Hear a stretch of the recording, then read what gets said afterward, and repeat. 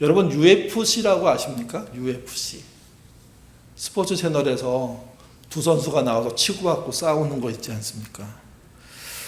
격투기라고 말하는데 격투기 중에 아마 최상급의 진짜 잔인할 때는 굉장히 잔인한 그런 경기입니다. 이 경기의 재미있는 점은 저는 끝까지 본 적이 한 번도 없기 때문에 경기보다는 경기 전에 개최장에서 벌어지는 해프닝들이 저는 재밌었습니다.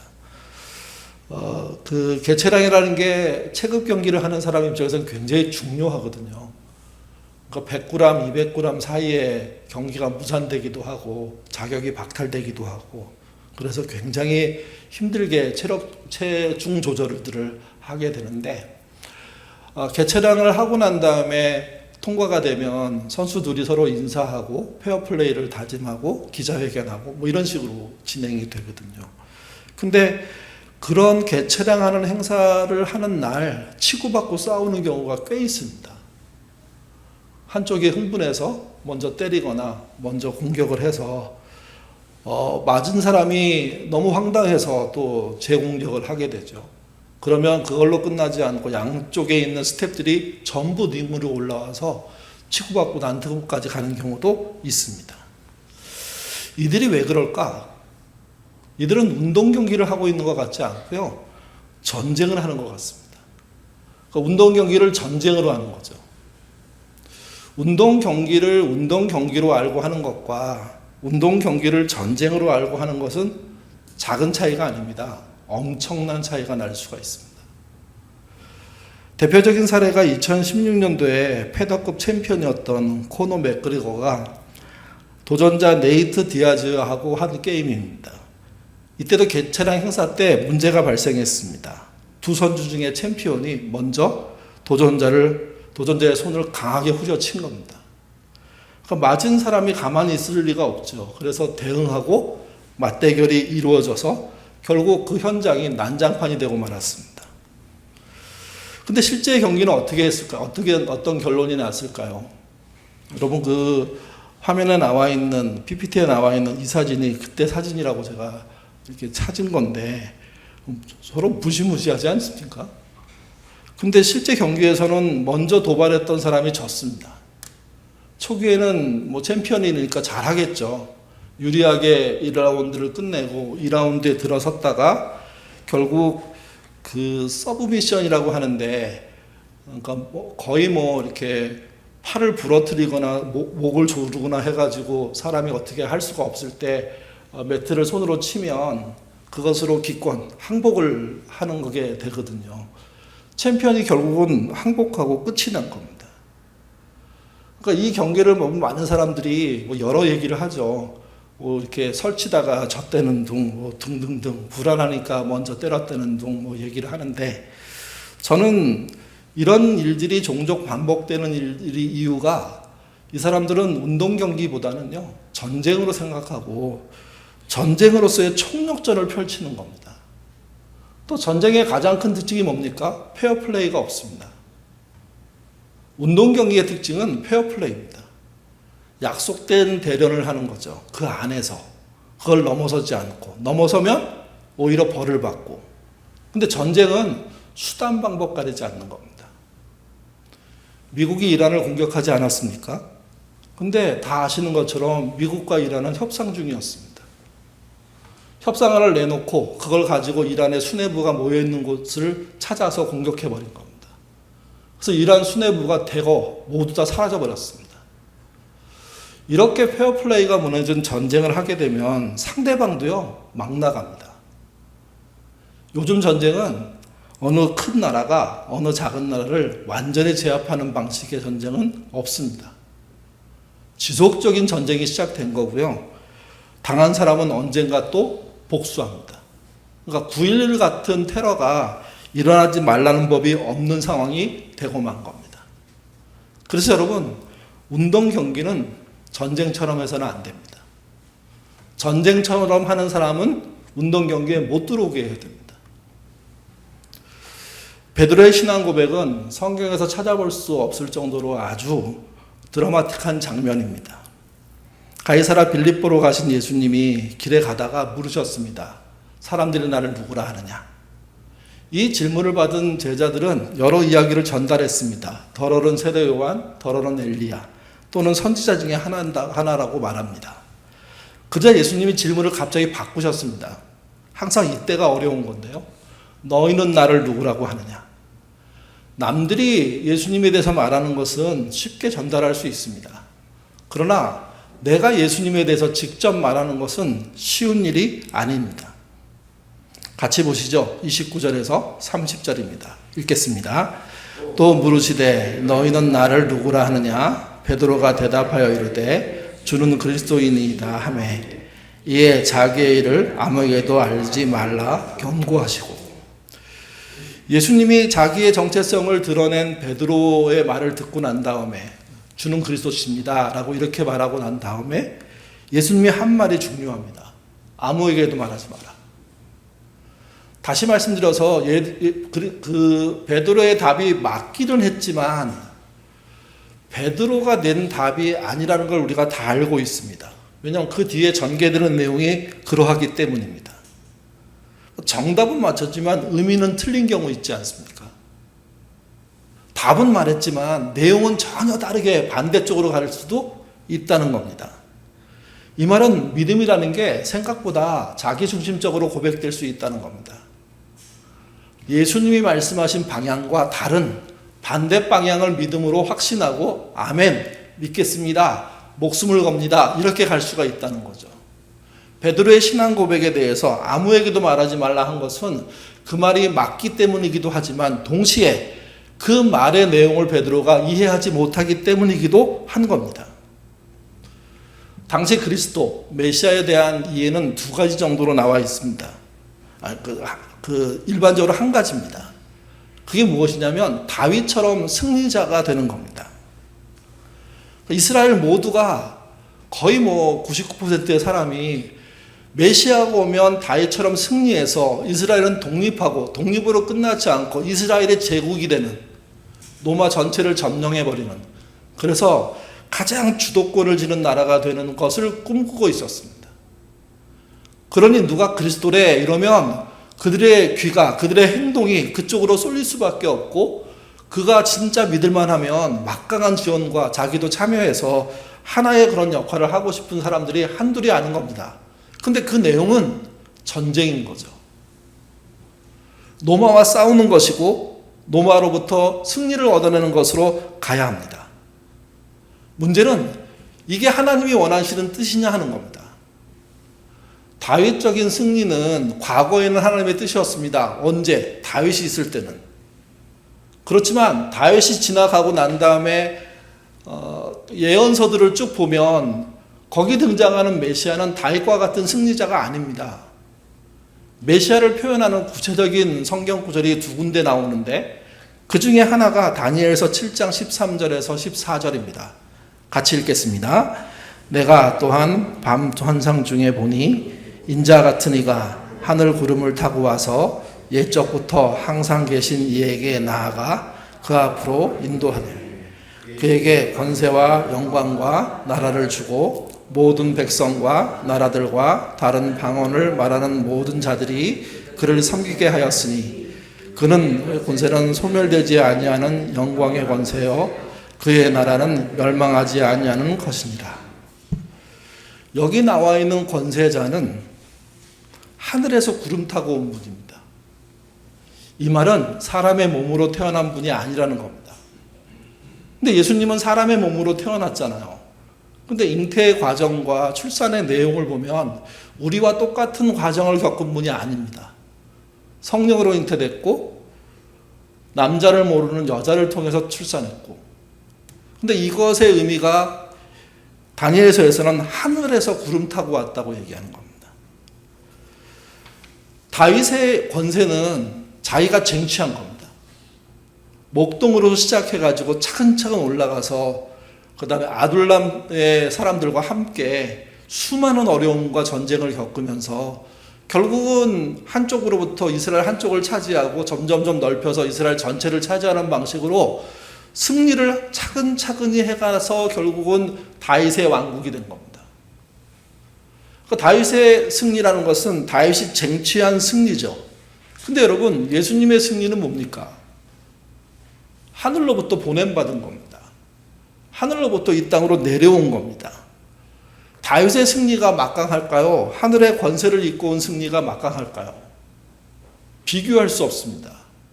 근데 사람들은 하늘로부터 내려온 권세 가진 자의 메시아를 기대하지 않고 다윗처럼 차근차근 전 세계를 점령하는 그 메시아를 요구했던 겁니다. 그 요구 사항이 하나님의 뜻과 반대편이었다는 거죠.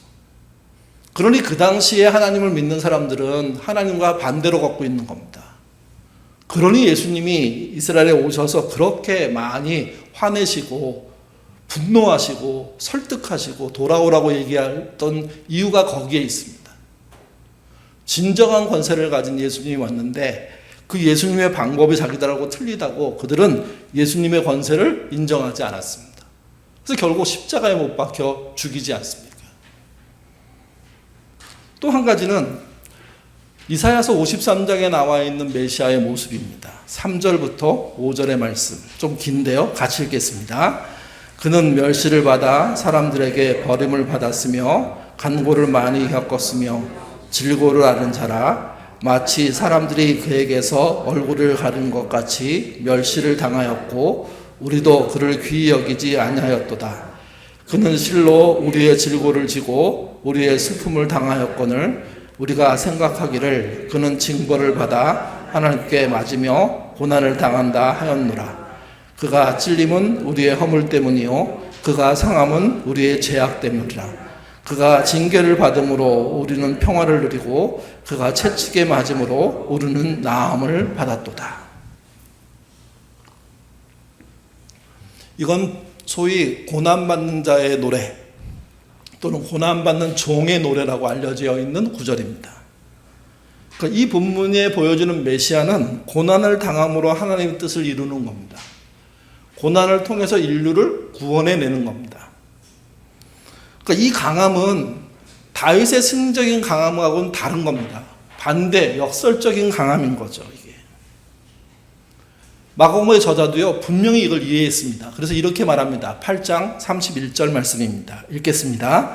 인자가 많은 고난을 받고 장로들과 대제사장들과 서기관들에게 버림받아 죽임을 당하고 사흘 만에 살아나야 할 것을 비로소 그들에게 가르치시되.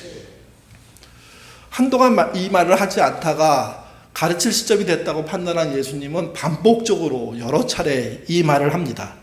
인자, 하나님의 아들이 고난을 통해서 인류를 구원하는 길을 걷게 될 것이다. 그것을 믿는 게 믿음이다. 이런 거죠. 그러니까 다윗적인 승리의 믿음이 메시아가 갖고 있는 특징이 아니라 고난받아 죽는 사명을 감당하러 온 그것이 메시아의 특징이라는 겁니다. 그리고 그분은 인간의 차근차근히 이룬 성공이 쌓여서 된 분이 아니라 하늘의 권세를 갖고 이 땅에 오신 분이라는 거죠. 그렇기 때문에 이 두 방향의 믿음 중에 내가 어떤 믿음을 갖고 있는지를 판단하셔야 됩니다. 베드로가 신앙 고백을 하고 그 고백에 대해서 아무에게도 말하지 말라고 하신 예수님의 이유는 베드로가 잘못 알고 있기 때문입니다. 또 자기 실력으로 알았다고 착각하고 있기 때문입니다. 진짜 믿음을 승리주의자적인 믿음으로 갖고 계시는 건 아닌지 스스로를 우리가 돌아봐야 됩니다. 동시에 예수님이 말씀하신 고난받은 종으로서의 메시아를 믿는 것인지, 이 두 방향은 믿음의 양태를 완전히 다르게 형성하고요, 결과도 완전히 다릅니다. 고난의 가장 큰 의미는 그 고난당하는 절정에 있는 십자가가, 그 십자가에서의 죽음이 진짜 강함이라는 거죠. 하나님이 진정한 권세를 주신 결과라는 겁니다. 십자가의 강함, 또는 이것을 십자가의 역설이라고도 얘기하는데요. 십자가에서 죽는 것은 세상의 눈으로 보면 실패 맞습니다. 근데 예수님은 그 길로 가서 구원을 하시겠다는 겁니다. 그러니까 모두가 실패라고 인정하는 그 길로 가시겠다는 겁니다. 아마 지금 예수님이 오셔서 우리를 만나시고 이 얘기를 하시면 예수님의 뜻을 못 쫓아갈 사람들이 한둘이 아니라는 게 이스라엘이 보여준 사실적인 증거죠. 이 말을 하자 베드로가 반응합니다. 32절 말씀 같이 읽겠습니다. 드러내놓고 이 말씀하시니 베드로가 예수를 붙들고 항변하매. 예수를 붙들고 항변한다는 이 말은요, 이렇게 이해하시면 좋을 것 같습니다. 베드로가 어부 출신이잖아요. 어부가 고기를 잡는 분들, 배를 타는 분들, 그물을 만지는 분들의 손이 어떠했을까 한번 생각해 보십시오. 그 손으로 예수님을 확 잡아 끄는 겁니다. 그리고 한쪽으로 끌고 가는 겁니다. 그러면서 꾸짖는 겁니다. 예수님 도대체 뭐 하시는 거냐고. 다윗처럼 진정한 승리자가 되겠다고 말씀하셔야지, 아니 죽겠다고, 고난당하겠다고, 망하겠다고 말하는 게 말이 되냐 하는 항변을 했다는 뜻입니다. 이게 한마디 조금 따진 게 아니라 아주 강력하게 대든 겁니다. 예수님 입장에서도 대단히 황당한 반응을 보고 있는 거죠. 근데 베드로 입장에서는 정말 화가 난 겁니다. 왜? 자기가 기대하고 자기가 흠모하며 지금 따라가고 있는 예수님이 죽겠다고 하는데 그 길 앞에 그렇게 합시다고 말할 수가 없는 겁니다. 자기가 실패하는 것이 너무 뻔히 보이기 때문인 겁니다. 강력한 항의를 받은 예수님이 베드로에게 반응하십니다. 33절입니다. 읽겠습니다. 예수께서 돌이키사 제자들을 보시며 베드로를 꾸짖어 이르시되 사탄아 내 뒤로 물러가라. 내가 하나님의 일을 생각하지 아니하고 도리어 사람의 일을 생각하는도다. 다윗의 승리주의는 사람의 일입니다. 하나님이 말씀하신 진정한 승리는 고난받아 죽는 종입니다. 그래서 베드로가 뭐가 됐냐면 사탄이 된 겁니다. 살아계신 하나님의 아들이십니다 하는 신앙 고백을 한 지 불과 얼마 지나지 않아서 그는 사탄이 됐습니다. 이 말은 베드로가 단순한 실수를 한 게 아니라 본질적으로 엄청난 잘못을 했다는 뜻입니다. 예수의 사명을 가로막고 있다는 의미도 됩니다. 하나님의 뜻을 정면으로 대항하고 있는 사탄이나 할 법한 일을 저지르고 있다는 의미가 되는 겁니다. 베드로가 사탄의 전략과 일치하면 예수님은 어떻게 하셔야 될까요? 엄중 경고해야죠. 여러분, 제가 강단에서 사탄의 전략, 다윗의 승리주의를 얘기한다면 여러분들은 저한테 엄중히 경고하셔야 됩니다. 목사님, 지금 성경의 본질과 본 흐름과 떠나 있다고. 예배를 드리고 나서 제가 설교를 하고 틀린 성경 구절이나 틀린 내용을 말할 때가 있거든요. 우리 교인들 잘 알려주십니다. 그 1부 때 그러면 2부 때 고쳐서 하거든요.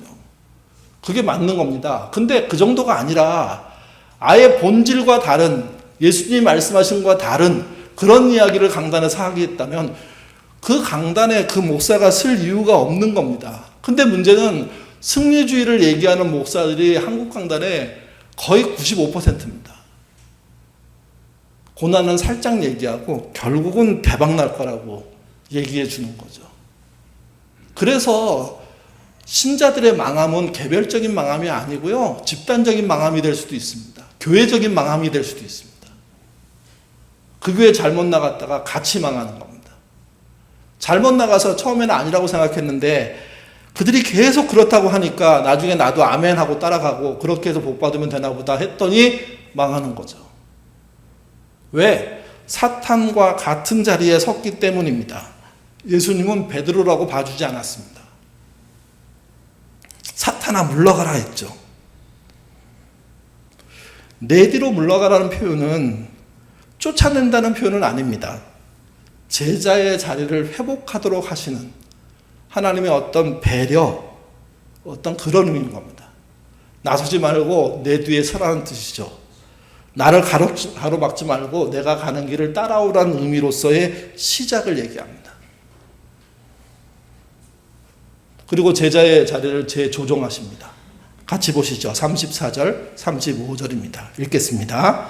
우리와 제자들을 불러 이르시되 누구든지 따라오려거든 자기를 부인하고 자기 십자가를 지고 나를 따를 것이니라. 누구든지 자기의 목숨을 구원하고자 하면 잃을 것이요 누구든지 나와 복음을 위하여 자기 목숨을 잃으면 구원하리라. 우리는 사탄이 뿔이 달렸을 거라고 생각하는 경향이 있습니다. 근데 그렇지 않습니다. 이 상황을 그대로 보면 이런 겁니다. 가장 가까운 사람이 던지는 지극히 합리적이고 걱정하는 말입니다. 예수님이 죽겠다고 했을 때 안 됩니다 하고 나서는 건 용기 있는 행동이고요. 또 다윗의 승리주의 입장에서 보면 합리적인 행동입니다. 그리고 베드로만큼 예수님을 생각하는 사람이 없다는 의미도 됩니다. 근데 그게 예수님이 사탄이라고 부른 이유라는 겁니다. 가장 가까이에서 가장 합리적으로 사탄의 목소리를 낼 수가 있다는 거죠. 민주적인 교회 운영에서 가장 함정이 여기에 있습니다. 다수의 합리적인 결정이 어쩌면 하나님과 멀어지는 결정이 될 수가 있다는 거죠. 그렇기 때문에 과연 그러한지 살펴보시고 그 의미를 확인하시고 아닐 때 아니오라고 말씀하시는 여러분이 되셔야 되는 겁니다. 한 명만 아니오라고 하더라도 여러 사람의 생각이 깨어날 수가 있고요. 동시에 그 깨어난 사람들이 또 아니오라고 하면 가던 길을 멈출 수가 있습니다. 이 멈출 수 있는 제동의 장치가 살아있는 교회가 건강한 겁니다. 고난받는 종의 길로 가자는 예수님의 말씀을 따르지 않겠다고 승리주의의 입장에서 얘기하는 사람들이 등장했을 때 아니요 하고 끊어내는 이 힘, 이게 교회의 힘이고 이게 신앙의 힘이라는 거죠. 자녀들이 그럴 때 여러분 아니요 하셔야 됩니다. 애들이 노력하는데 거기서 아니요라고 하면 어떡해. 그거 맞는 말 같지만 나중에 가면 후회할 말 될 겁니다. 조금 양보했더니 비집고 들어온다며요. 조금 엉덩이를 걸치게 했더니 나중에는 몸 전체가 들어온다며요. 몸 전체가 들어오고 난 다음에 자기가 주인이 된다며요. 그게 죄와 악, 사탄의 무리들이 하는 전형적인 방법입니다. 아니요 하십시오. 안 된다고 하십시오. 그거 아니면 나는 안 되겠다고 물러서시고 거리를 두시고 그리고 다른 사람들에게 문제가 잘못됐다고 이야기하셔야 되는 겁니다. 예수님이 나서셨으니까 다른 제자들은 별말 없다고 얘기하지만 엄청난 혼란이 있었을 겁니다. 그리고 서로 안에 제자들 간에 엄청난 논쟁이 있었을 겁니다. 우리가 이 본문 다음에 살펴볼 9장에 가면 제자들이 논쟁하고 서열 경쟁하고 막 그러거든요. 하나도 해결이 안 된 겁니다. 마지막 이야기는 이렇습니다. 38절과 9장 1절인데요. 메시지로 한번 읽어보겠습니다. 너희 가운데 누구든지 변덕스럽고 중심이 없는 친구들과 사귀면서 나와 너희를 인도하는 내 방식을 부끄러워하면 인자도 아버지 하나님의 모든 영광에 쌓여 거룩한 천사들을 거느리고 올 때 그를 더 부끄럽게 여길 줄을 알아. 예수께서 이렇게 쐐기를 박으셨다. 이것은 믿음은 없는 훗날의 이야기가 아니다. 여기서 있는 너희는 가운데 그렇게 되는 것들을 볼 사람이 있다. 그들은 하나님 나라가 위엄 있게 임하는 것을 볼 것이다. 38절에 변덕스럽고 중심이 없는 친구들과 사귀면 이렇게 써있는 이 본문은 개역개정에는요 음란하고 죄 많은 세대라고 번역했습니다. 그러니까 변덕스럽고 중심이 없다는 말이 개역개정의 말로 바꾸면 음란한 세대인 겁니다. 죄 많은 세대라는 겁니다. 우리는 죄를 범죄로만 생각합니다. 근데 그렇지 않습니다. 변덕인 겁니다. 중심 없이 흔들려 버리는 겁니다. 이 말 들으면 이 말이 없고 저 말 들으면 저 말이 오는 거죠. 여러분, 누군가에 대한 이야기를 누군가로부터 처음 들었을 때 가장 조심해야 될 것은 전한 첫 번째 사람의 이야기를 믿어버리면 안 되는 겁니다.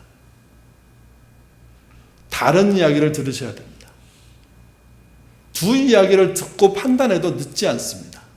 근데 놀라운 건 첫 번째 들은 이야기가 사실이 되고 두 번째 들은 이야기가 변명으로 듣는 경우들이 허다하게 많다는 겁니다. 그 사람은 그럴 사람이 아닌데 라고 생각했을 때는 두 번째, 심지어 세 번째 이야기까지 들어야 변덕스러운 친구가 안 되는 겁니다. 변덕은 바꾸는 거 아닙니까? 수시로 뒤집는 거 아닙니까? 뒤집어서 좋아질 거라고 생각하는데 예수님은 말씀하십니다. 그게 음란한 거라고. 그게 죄악이라고. 그래서 이 모양이 되는 거라고. 아닌 건 아니라고 하고, 아니라고 했을 때 예 하고 수용해야 되는데 그때도 뒤집고 있는 겁니다. 계속. 그래서 뭐가 유리할지를 계속 재고 있는 거죠. 죄에서 어떤 걸 결정하느냐가 중요한 게 아니라 예수님은 어느 부분에 화를 내시는 거냐면 그 변덕의 중심에 서서 변덕을 삶의 도구로 쓰고 있다는 겁니다. 유리한가 유리하지 않은가, 이길 수 있는가 지는 거 아닌가, 계속 이것만 계산하는 겁니다. 신앙은 그게 아니고요. 저도 이겨도 예수님이 가신 고난에 동참하는 겁니다. 빠짐없이 그 길로 가는 겁니다. 그게 아니면 길이 아닌 겁니다. 9장 1절에 이것을 예수님이 쐐기에 박으셨다고 얘기합니다. 이건 변동사항이 아니라는 겁니다. 앞으로 타협해서 투표해서 가능성 토론해서 그래서 바꾸자 합의하자 이런 문제가 아니라 하늘에서 정하셨고 하나님이 따라오셨고 하나님이 전파하셨으니 이 사실은 변덕 부릴 가능성이 없는, 음란에 취할 가능성이 없는 것으로 확증해버려야 되는 거. 그걸 말씀하시는 겁니다. 그 확증한 내용이 무엇이냐? 약함으로 승리하시겠다는 거죠. 십자가로 이기시겠다는 겁니다. 다윗의 방법 절대로 수용하지 않으시겠다는 겁니다. 패자같이 보이는 그 길을, 고난받는 분의 그 길을 묵묵히 걸어가시겠다는 거죠. 그 일에 쐐기를 박으셨다는 겁니다. 스페인에 갔다 온 분들이 제 주변에 꽤 있습니다. 다들 다녀오신 데가 있더라고요. 사그리다 파밀리아. 저는 가보지도 않고 외웁니다. 하도 많이 들어가지고. 사그라다 파밀리아. 이게 뭐, 처음에는 이게 뭐야, 뭐, 사라다, 뭐, 어떻게 했다고 이랬는데, 이게 성가족 대성당이라고 이렇게 번역이 되지 않습니까? 이 성당을 다녀온 분들을 여러분한테 들었습니다. 우리나라 예배당은 예배당 같지도 않다고. 예배당을 지으려면 그 정도는 지어야 된다고. 그러면서 그 사그리아 파밀리아 말고 그 성 베드로 성당, 또 그 밖에 여러 성당들 막 얘기하는데 하나하나가 다 예술품이잖아요, 이게. 여러분, 크고 아름답고 대단합니다. 얼마 들었을까요? 그런 생각 해보셨어요? 저거 지으려면 얼마 들을까? 사글리아 파밀리아는 5천만 유로 들었답니다. 그냥 딱 계산하면 한 700억 넘습니다. 700억. 근데 그게 140년 동안 짓고 있는 거잖아요. 그러면 700억이라는 돈이 실제 700억이 아니겠죠. 훨씬 많은 돈이 들어갔겠죠. 적어도 1000억, 1200억 들어갔으라고 예상합니다. 그 정도는 지어야 예배당이라는 거예요. 그 정도는 지어야. 우리도 그 정도 한번 지을까요? 아마 우리 서로 다 곡소리 나고 다 떠날걸요, 전부 다. 원래 안 짓기로 했잖아. 다 가실 것 같아요. 저는 그 말이 맞을 거라고 생각합니다. 근데 여러분, 우리나라에는 그보다 더 큰 예배당이 있습니다. 3천억짜리. 서초동에 법조타운 앞에 어마어마한 교회 있습니다.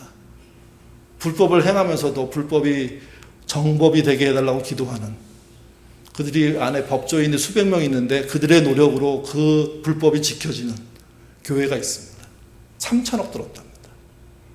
그러면 그 예배당 가서 보시고 똑같은 얘기 하셔야죠. 근데 그러니까 사그리아 파밀리아를 보고 온 분들이 우리나라 교회, 특별히 우리 교회 너무 빈티난다고, 뭐 이렇게 쪼잔하게 하얀색 칠해놓고 뭐 하는 건지 모르겠다고, 좀 예쁘게 만드셔 보시라고. 그럼 우리 헌금하자 그러면 다들 얼굴색이 싹 바뀌세요. 거대한 석조 건물, 높은 첨탑, 값비싼 스테인글라스, 하나하나가 예술품. 그러면 안 이쁠 예배당이 어디 있어요? 안 멋있을 예배당이 어디 있어요? 근데 여러분, 사글리아 파밀리아에 몇 명의 교인이 있는지 아십니까? 관광객은 미어 터집니다. 그 수익으로 어마어마한 돈을 벌어들이고 있습니다. 근데 교인은요? 예배나 드릴 수 있을까요? 혹시 예배는 지하에서 드리는 거 아닐까? 교회라는 곳은 진짜 예배 드리는 곳이 돼야 되거든요. 그렇기 때문에 최고, 그렇기 때문에 최상, 그렇기 때문에 정말 좋은 것으로, 값비싼 것으로, 사치품으로 채우자고 하는 이야기들이 정당화되는 게 예배당 건축입니다. 근데 예수님이 당하신 고난을 정말 이해한다면 그런 예배당이 가능할지 의문입니다, 사실은. 그런 예배당을 위해서 그 많은 돈을 써야 할지 의문입니다. 그 교회의 규모에 맞게 적절한 건축을 하는 건 필요하죠. 또는 건물을 쓰는 거 필요합니다. 그렇지만 그 이상으로 최선을 다해서 승리주의적인 관점에서 높게 짓는다면 그들이 들을 소리는요, 사탄아 물러가라 말 말고는 없습니다.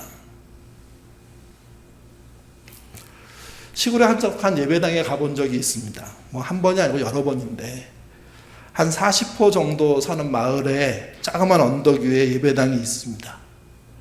참 이렇게 놀랍고 이뻤던 거는 예배당의 동네 분위기를 흐리지 않아요. 동네하고 거의 비슷한 모습으로 위치를 하고 있더라고요.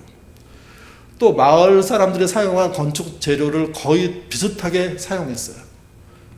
그러니까 특별할 게 없어요. 멀리서 보면 예배당인지는 알겠지만, 그래서 뭐 독특하게 가서 무슨 뭐 예술적인 이런 걸 이해할 만한 것이 없습니다.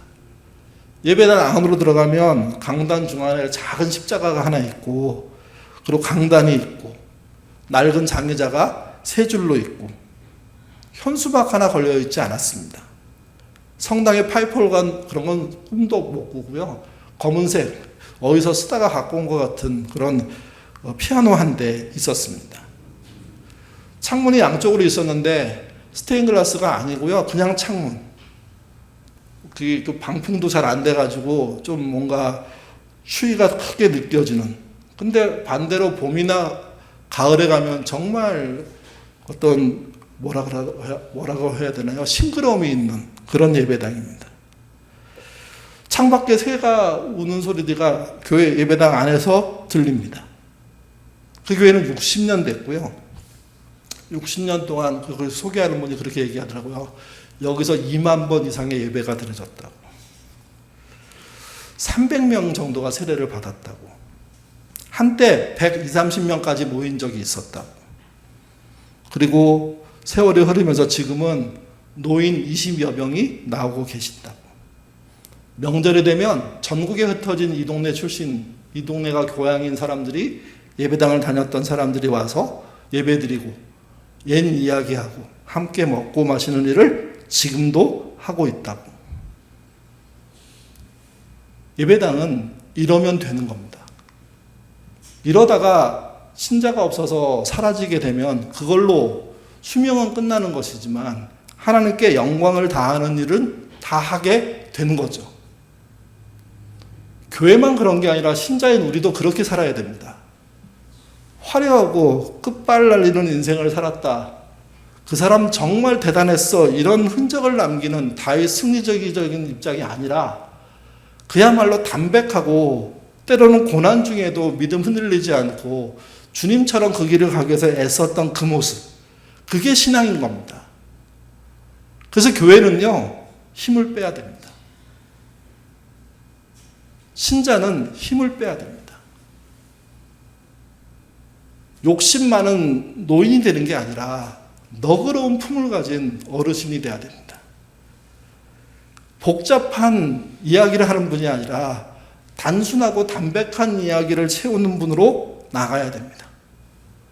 승리를 축하할 줄 알아야 되겠지만 고난당하는 이들의 편에 서 계셔야 됩니다. 그리고 말해야 됩니다. 승리가 목적이 아니라 고난과 함께 하는 게 신앙의 목적이라고. 그래서 십자가 편에 서셔야 되고, 가난한 자 편에 서셔야 되고, 병든 자 편에 서서 기도하며 함께 아파하며, 때로는 내가 아플 때도 내가 억울하게 죽는 것이라고 말하지 않고 내가 주님을 닮고 떠나는구나 하는 믿음의 고백들을 할 줄 아는 그런 신앙이 우리의 신앙이어야 되는 거죠. 근데 여러분, 약해 보이는데 세상에서는 이게 진짜 강함이랍니다. 왜 그러냐면 주님이 그 길을 걸어가셨기 때문입니다. 그리고 그 길을 통해서 인류 구원을 이루셨기 때문입니다. 주님의 승리의 방향으로 가십시오. 세상에 말하는 승리가 아니라 화려함이 아닌 낮아짐으로 가십시오. 약해 보이지만 진정한 강함으로 가십시오. 그렇게 갈 때 주님은 여러분을 향해서 잘했다고 칭찬하실 것이고, 그렇지 않을 때 악하고 게으른 종이라고 말씀하실 겁니다. 주님 앞에 사탄이 되지 마십시오. 주의 길을 방해하는 일을 하면서 이게 상식 아니야? 이게 합리적인 사고 아니야? 라는 방식의 헷갈리는 이야기를 교회에, 가정에, 일터에 뿌리는 사람들 되지 않으셔야 됩니다. 베드로는 주님의 길을 막았던 사람입니다. 나중에는 주님을 팔아먹기까지 했죠. 근데 그가 깨닫지 않았습니까? 그 길이 잘못된 길임을. 마지막에 부활하신 주님이 자신을 찾아왔을 때 내가 주님을 사랑함을 아시지 않습니까? 3번의 고백을 통해서 그는 완전히 다윗의 승리주의를 버리고 주님의 고난당함을 따르기로 결심했던 겁니다. 우리도 베드로의 변화처럼 그렇게 변화되어야 되고, 베드로가 가는 길처럼 고난받는 주님의 길을 따라가셔야 됩니다. 그럴 때 잘했다 칭찬받으실 겁니다. 그런 예인교회 신자 저와 여러분 되시기를 주님의 이름으로 부탁드립니다. 기도하겠습니다. 자비로우신 하나님, 우리는 종종 세상의 화려함과 강함에 매료되어서 십자가의 길을 무시할 때가 너무도 많습니다. 베드로 같은 인간적인 생각에 휘말려 하나님의 길을 가로막았던 일들이 또한 얼마나 많은지요. 하늘의 권세를 가지셨음에도 불구하고 우리를 구원하기 위해 고난의 길로 오신 예수님, 그분의 순종을 담게 하여 주시옵소서. 교회의 외형이나 숫자를 자랑하기보다 복음의 본질을 붙들게 하시고, 세상의 눈에는 약해 보이지만 하나님이 강하다고 하신 그 길, 그 십자가의 강함을 쫓아가는, 그래서 승리하는 제자 될 수 있도록 주님 인도하여 주옵소서. 우리들 안에 병들고 약하고 힘든 사람들이 너무도 많습니다. 그들이 병이 낫고 가난이 해결되고 그래서 승리하는 자리에 가고 싶은 마음들이 있을 겁니다. 정말 주님의 은혜로 진짜 병이 낫는 은혜 나타나게 하시고, 귀신 들린 자의 귀신이 떠나는 역사가 일어나게 하시며, 특별히 힘들고 어려운 상황을 믿음으로 풀어내는 놀라운 역사들이 드러나도록 인도하여 주옵소서. 마지막으로 기도합니다. 베드로처럼 사탄의 길을 가지 않게 하옵소서. 합리적인 것 같은 인간의 조언으로 주님의 길을 따르는 것을 막는 나쁜 실수하지 않도록 주님 인도하여 주옵소서. 평범하게 작아지게 하시고 힘을 빼게 하시고 단순하지만 주의 진리를 쫓아가는 모든 신자가 되게 하셔서 한 명도 나가지 않고 그분의 나라, 그분의 품 안에 안기는 예인의 식구들 되도록 도와주시옵소서. 감사하며 예수님 이름으로 기도드립니다. 아멘.